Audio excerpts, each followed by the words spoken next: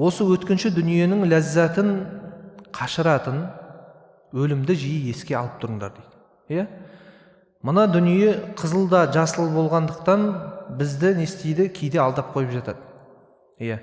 Қаншалықты Құдай тағаланың әйтеуір хадистерді де, аяттарды естіп, туралықты ұстануға тырысып жатсақ та, қызылды жасылға, кейде қатынның айтқанын тыңдап қойып не істеп жатамыз? Алданып кетіп, тайқып кетіп жатамыз. Бірақ та пайғамбар саллаллаху алейхи уассалам оны емдеудің жолы қандай десе, оны емдеудің жолы өлім деген нәрсені жиі есіңе түсіріп тұр дейді.